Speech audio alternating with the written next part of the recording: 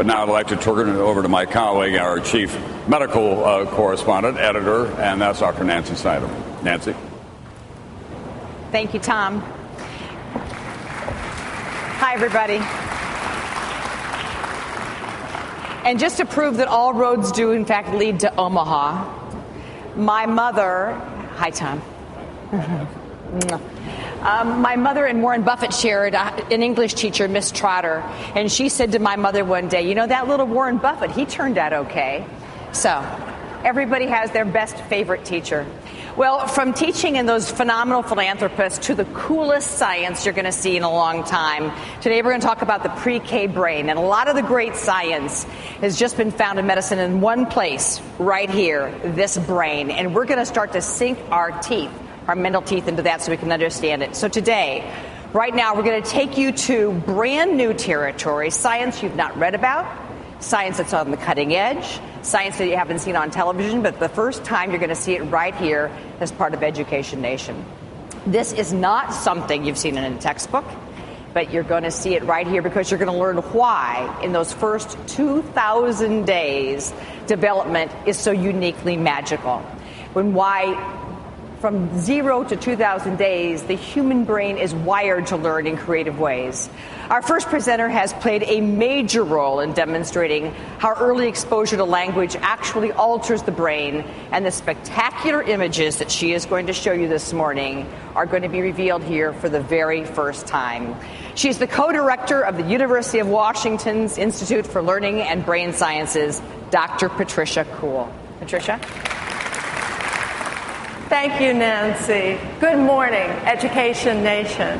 Are you ready to see first in the world images of a real baby brain and watch that brain change as the baby reaches the age of 5? If the United States is serious about the commitment to make transformational change in our K through 12 education system, we will have to take seriously the images that you see today, because it's going to show you what happens before children get to school. We are, my colleagues and I, here to help explain why the first 2,000 days of the child's life are critical.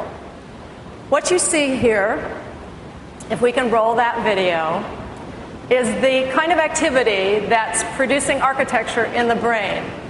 The child's brain is activated as, can you roll the video, please? Activated. Let's try doing this, all right? Here we go. The child's brain's architecture is grown as children are involved in activities like this, as they manipulate the world to see how it works, as they interact with loving parents, as they negotiate the social world with each other, as they create playful and imagined worlds that live in their heads. These kinds of activities, listening to language and interacting with people, are creating the white matter tracts and the speedy processing in the brain that leads to thought and creative ideas. The child's brain in the first 2,000 days is waiting for this activity. If this activity doesn't occur, the brain doesn't work its magic in the way that it does under normal circumstances. What we need to do is to look at this little child, because this baby's brain is going to be shown in the video images that follow. Now, there are two things that scientists have known for quite some time. The first is that the brain grows at a very rapid speed. At the age of 2 years, at the age of 1 year, the brain is 70% its typical adult size. By the age of 5 years, it's 92% complete. What's going on in the brain? How is this growth occurring? Part of what's occurring is the growth of synapses. We are born with 100 billion neurons, virtually all we're going to have. But as you can see, the connections wiring them together are not there. What happens in the early years between 0 and 6 is a rapid proliferation of the synapses. At the peak of this development, that 100 billion neurons in the baby brain each has 15,000 synapses. That's 3 times more than you and I have. Just do the math. But between that early period and puberty, the brain prunes its synapses to get rid of the ones that it doesn't need. The brain prunes for the same reason that we prune a rose bush, to strengthen the connections that remain. So as the baby prunes, the remaining connections get stronger. But we can now go beyond these images of the size of the brain and the synapses. We can begin to look at the baby brain itself, the surface of the brain. Now here's our little tyke. She's 9 months old. We can actually use very safe, non-invasive imaging to look at her brain's surface.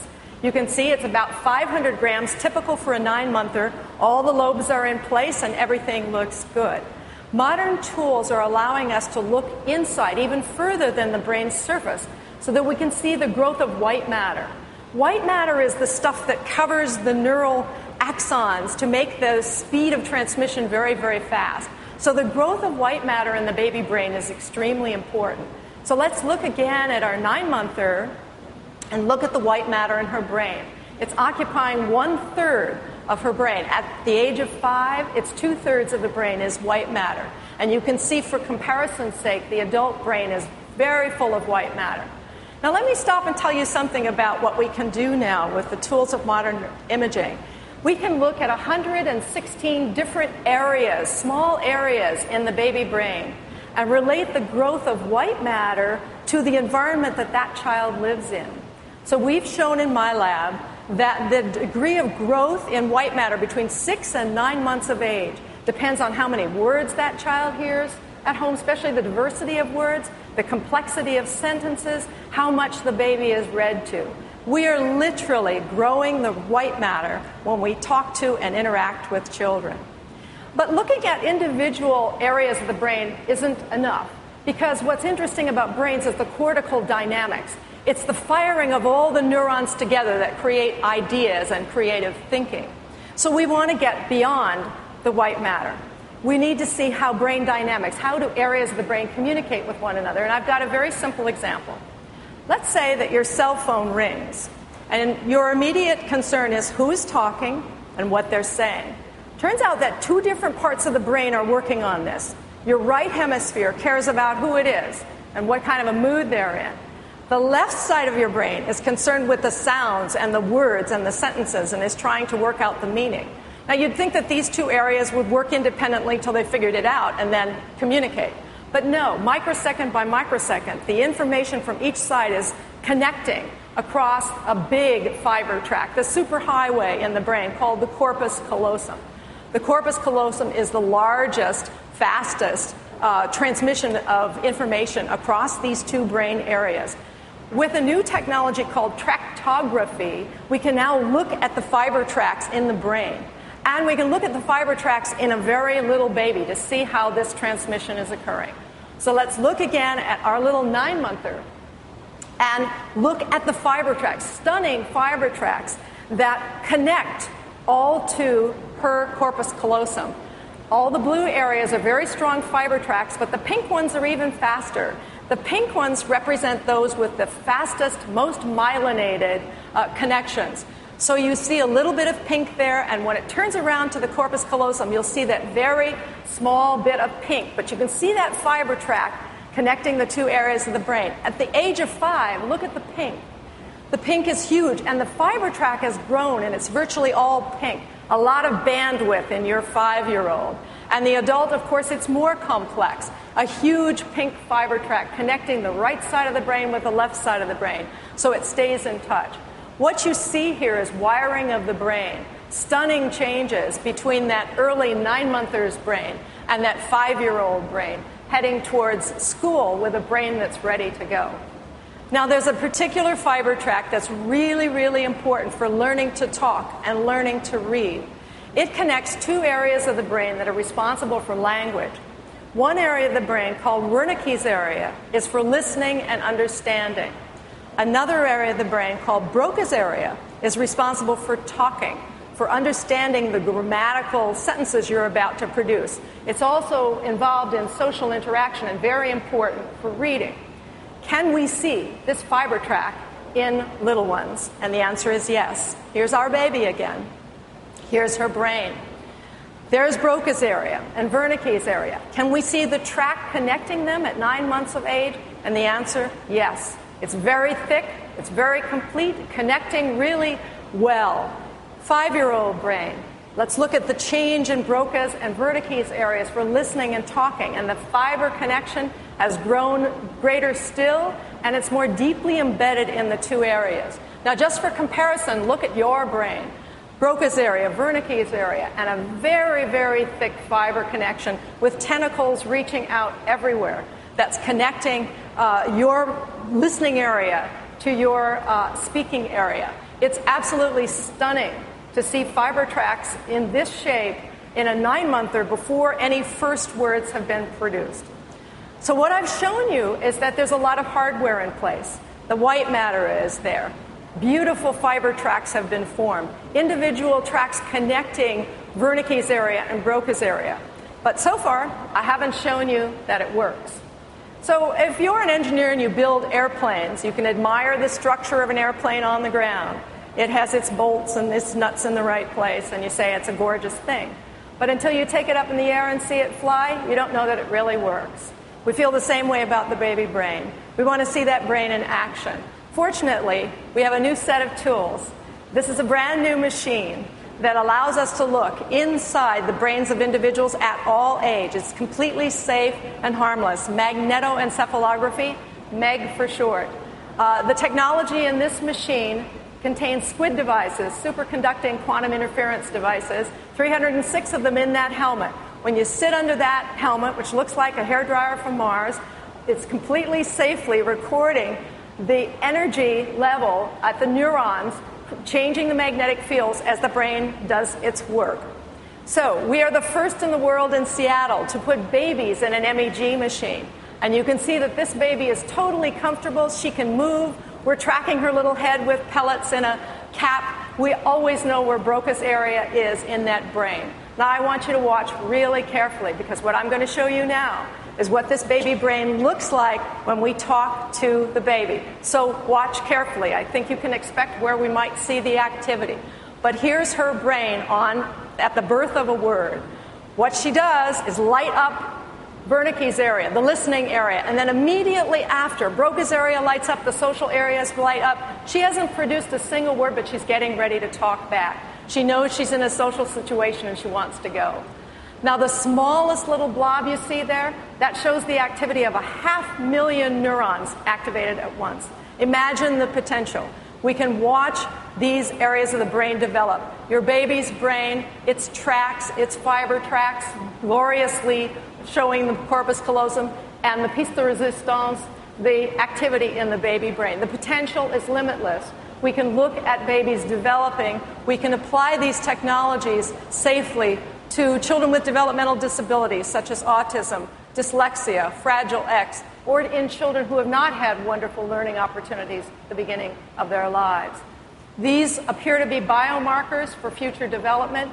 Children who show lots of activity to words and sentences early can be shown to develop words faster to the age of 3, and their reading readiness is better at the age of 5. There are 2 messages that are important here to keep in mind. The first is that early learning and brain development is rocket science. It is the frontier of new science. We will be able to apply this not only to children as they prepare for school, but children in school to understand mathematical reasoning, language and literacy, empathy and compassion, creative thinking. We will be able to improve, I think, the way we educate our children. It should revolutionize education as we know it. And the second message is a little more practical. The next time you're engaged in a conversation with a baby and anything or anyone tries to interrupt that activity, I want you to say, stop. I'm building a brain here.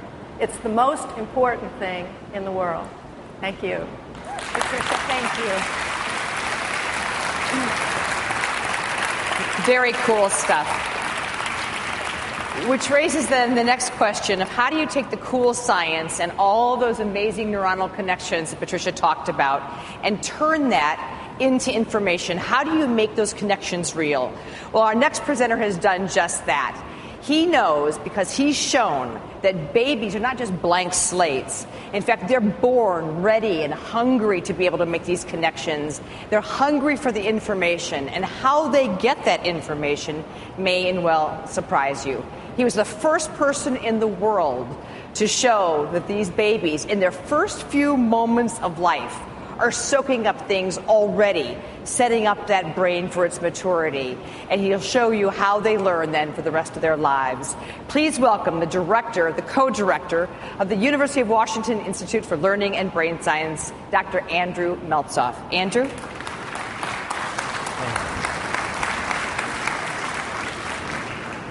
Thank you, Nancy, and hello, Education Nation. Today, I want to show you that children are literally born to learn. They want to become like us, desperately watch our behavior, imitate it, and in so doing, become little members of the culture. The babies imitate behaviors, and they do so in ways that are very interesting. I want to show you this film. When Alan Alda came to my laboratory, we put beads in a cup. The child was too young to give verbal directions to. She simply watched what we did and imitated and was happy at doing so. Then I took a camping cup and turned it over, squashed it with my hand. She looked at the cup, at the person, at the cup, and then did the same thing. I gave Alan Alda a toy to pull apart. He pulled it apart, put it back together. The baby looked at the toy, pulled it apart. Good pop.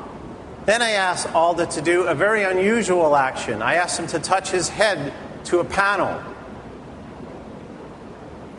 The baby had never seen such a thing. Do you want to turn? And she imitated. When in Seattle, do as the Seattleites do. This shows the power of early learning, and I think it shows that teaching and learning doesn't just begin in elementary school. It doesn't just begin in first grade, but as the children are too young to talk and they're leaning forward across the high chair and watching what we do, copying it, trying to absorb it and become members of the culture. But imitation doesn't only start in toddlerhood. Here is a 19-hour-old baby in a hospital setting looking up at a face. The adult shows poking out his tongue. The baby's little eyes converge at the tongue protrusion. Then she responds with poking out her tongue by herself. 19 hours old. The adult opens the mouth. The baby's eyes again converge on the target, and she responds with a mouth opening. But I said that babies were born to learn, and scientists like data about that. And so we went in and tested babies not 19 hours old, not 9 hours old, but literally 42 minutes old. A baby that young has never seen a tongue in her entire life. I remember vividly sitting down nose to nose with this little 42-minute-old baby, poking out my tongue, and she poked her tongue out back. I opened and closed my mouth, and she did mouth opening in kind. This shows that babies are born social. They're born connected to us, and this is the root of our common humanity. Scientists are very interested in looking at the brain mechanisms that underlie imitation. This image shows a 14-month-old baby in an EEG cap with electrodes on it, and we are sensing the baby's brain changes as she engages in imitation. We're very interested now in bringing this into the MEG machine and can't wait for our first dynamic images of the baby's brain as she engages in social imitation, looks at the person, at the object, at the person and the object, and then shows that joy at having achieved the end. We think that this will revolutionize and transform our understanding of social emotional learning even before the children go to school. Now I want to make more of an explicit tie between all this research on early learning and education itself. Children are affected by culture, and there are stereotypes in our culture about what kind of academic subjects certain children can do or not. We think this begins to affect the children. They internalize it, and it can block their aspirations, change their goals and interests. We recently did a study on that and published it 3 months ago, investigating the power of these cultural stereotypes. Let me give you an example. In American culture, there is, unfortunately, a stereotype that girls don't do math and boys do. It's not a reality, it's just a belief or a stereotype, but we think it affects the children. In the study, the results showed that children, of course, had a sense of gender identity, I'm a girl, as early as the preschool period. But the new information is that as early as second grade, children had already absorbed the American stereotype that girls don't do math and boys do. Now, this is heartbreaking because all the research show on all math indicators that boys and girls do equally well at math at this early age. And 1 year later, by third grade, the girls are assimilating that and saying, I don't do math. The good news is that this stereotype doesn't affect every child, every girl in this culture, and it's not culturally universal. Singapore expects both their girls and their boys to excel in math. So what we want to do is begin a dialogue between scientists, policymakers, and teachers about how to change the stereotype in American culture and how to inoculate our children to protect them against it. I can wrap up and just give you a few take-home messages. Children are born to learn. They learn first and best from us, from people. They're paying attention to us and learning whether we know it or not. There are only 2,000 days between the newborn baby that you saw and when that child will show up in kindergarten.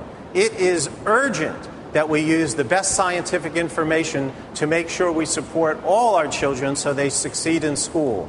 Our children can't wait. Thank you. Thank you very much.